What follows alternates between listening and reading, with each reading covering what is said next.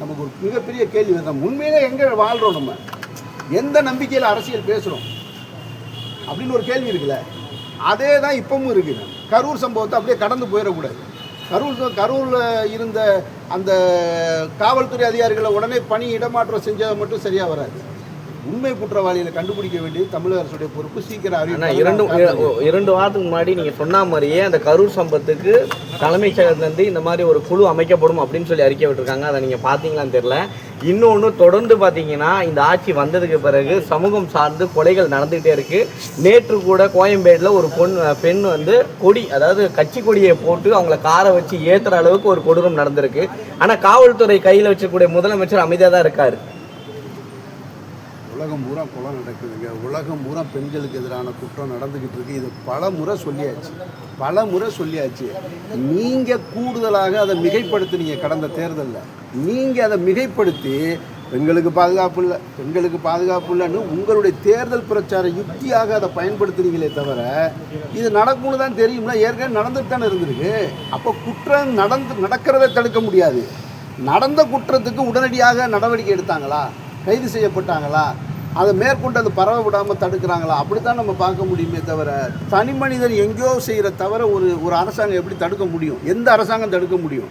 திமுக அரசாங்கம் தடுக்க முடியாது, தாவேக அரசாங்கம் தடுக்க முடியாது, அதிமுக அரசாங்கம் அமெரிக்காவிலே நடக்கலாது. அப்போ நடந்த உடனே அதுக்கு என்ன ஆக்ஷன் எடுக்கிறாங்க அப்படின்றது தான் இதில் ரொம்ப முக்கியம். அதை வச்சு தான் நம்ம ஒரு அரசுக்கு ஆதரவு நிலைப்பாட்டை எடுக்கணுமே தவிர அப்போ நீங்கள் தேர்தல் பிரச்சாரத்திற்காக உங்களுக்காக வாக்குகளை பெறணுன்றதுக்காக இது மாதிரியான குற்றச்சாட்டை சொன்னீங்க. அதனால தான் இன்றைக்கி அவங்க அதை பயன்படுத்தி கடவுவாக தட்டி கொடுத்து போவோம். இன்னும் சரியாக செய்கிறாங்களான்னு பார்ப்போம். மக்களுக்கு எதிரான சட்டங்களில் திட்டங்களில் எந்த நிலைப்பாட்டை எடுக்கிறாங்கன்னு பார்ப்போம். அப்படி தான் நான் பார்ப்பேன்.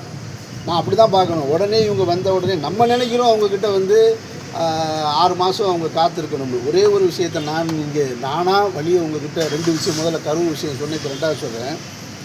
நடந்த நிகழ்வுகள்லேயே நான் ரொம்ப வருத்தத்துக்குரிய நிகழ்வாக பார்க்குறது நீங்கள் சொல்கிற எதையுமே கிடையாது. முதல்வர் அவர்கள் வந்து தனி கல்லூரியில் போய் நன்றி செலுத்துகிறாரு அல்லது இதெல்லாம் இல்லை. ஒரு வாக்கு செலுத்தியிருக்கான். 21 நாள் தான் ஆகிருக்கு. தேர்தல் நடந்து 21 நாள் தான் ஆகுது. 21வது நாள் 4 எம்எல்ஏ தன்னுடைய பதவியை ராஜினாமா பண்ணிட்டு போகிறான்னு சொன்னால் இவங்கெல்லாம் யார்? இவங்களெல்லாம் எப்படி மக்கள் பிரதிநிதியாக நீங்கள் தேர்ந்தெடுக்கணும்? அப்போ இவங்கெல்லாம் நம்ம சமூகத்தில் அழித்தொழிக்கப்பட வேண்டிய ஒரு புல்லுருவிகள் மாதிரி இருக்காங்க. என்ன காரணத்துக்காக ராஜினாமா செஞ்சாங்க சொல்லுங்கள்? மேகதாது அணை கட்டுறதுக்கு எதிராக தன்னுடைய பதவியை ராஜினாமா செஞ்சாங்களா? இல்லை முல்லை பெரியாறு அணையில் நீர்மட்டம் உயரலை அதுக்காக ராஜினாமா செஞ்சாங்களா? இல்லை ஒன்றிய அரசு கொடுத்த இப்போ சட்டத்திட்டங்களை வந்து தமிழ்நாட்டில் வந்து ரொம்ப இன்ஃப்ளூயன்ஸ் பண்ணுறாங்க அதுக்கு எதிராக ராஜினாமா செஞ்சாங்களா? என்ன காரணத்துக்காக 4 பேர் ராஜினாமா செய்கிறாங்க? யாராவது கேட்கணும்ல. இது மிகப்பெரிய ஜனநாயக படுகொலை இல்லையா? ஊடகங்கள் எல்லாம் கேட்க மறந்தது ஏன்? உண்மையை சொல்லணும்னா ஆண்ட கட்சியாக இருக்கட்டும், வேறு யாராவதாக இருக்கட்டும், அந்த 4 பேர் மேலே வழக்கு தொடுத்துருக்கணுமா இல்லையா? நீங்கள் உயர்நீதிமன்றத்தில் வழக்கு தொடுங்க, உச்ச நீதிமன்றத்தில் வழக்கு தொடுங்க. நான் பேசிக்கிட்டு இருக்கேன் என்னுடைய வழக்கறிஞர்கிட்ட. இதுக்கு ஒரு வழக்கு போட்டு உங்கள் 4 பேரை நம்ம கேட்டால் என்ன நினச்சிக்கிட்டு இருக்கீங்க? தேர்தல் ஆணையம் சொல்லுது நீ பூரா வாக்களிக்கணும், சரியாக வாக்களிக்கணும்னு போய் ஒருத்தன் காலையிலேருந்து அடிக்கிற வெயிலில் போய் அன்றைக்கி நின்று வாக்கு போட்டுட்டு வந்தால் அவன் முடிவெடுத்து தானே போட்டிருக்கான். இந்த தொகுதியில் வந்து திமுகவுக்கும் கிடையாது, தாவேகாவுக்கும் கிடையாதுன்னு ரெட்டை இலைக்கு, இவ்வளோ பெரிய அலையிலையும் ரெட்டை இலைக்கு வாக்கு செலுத்தின மக்களை நீங்கள் என்னவா நினைக்கிறீங்க? இப்போது அம்பாசமுத்திரம் தொகுதியில் வென்றவர் தோத்தவர், அந்த கட்சியில் இருந்து அதில் எதிர்த்தரப்பில் கூட்டணியில் இருந்தவர் 3 பேர் இப்போ ஒரே அணியில் இருக்காங்க. அப்படின்னா அந்த வாக்கு செலுத்தினவருடைய மனநிலையை நீங்கள் என்னன்னு பார்க்குறீங்க?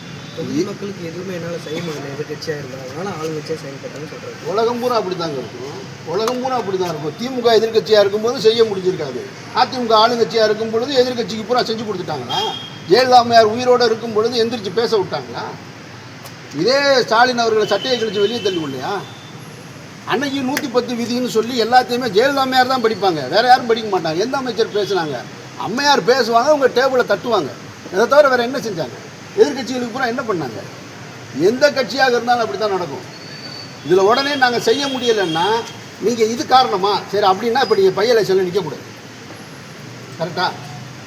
அப்போ நீங்கள் திருப்பி எந்த கட்சி வென்றிருக்கோ அந்த கட்சியில் போய் நான் வந்து எந்த சமூக வலைதளத்துலையும் இல்லை.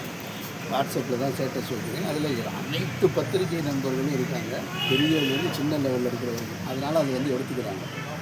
இந்த கடந்த ஒரு மாதமாகவும் நான் ஸ்டேட்டஸ் போட்டுட்டு தான் இருக்கேன், ஆனால் எதுவுமே வெளியில் வரல. இதில் தான் எனக்கு ஊடகத்தின் மேலே ஊடகமும் இப்படி தான் இருக்குமா, அது பயாஸ்டாக தான் இருக்குமா அப்படின்றது இப்போ அது உணர்றேன் நான்.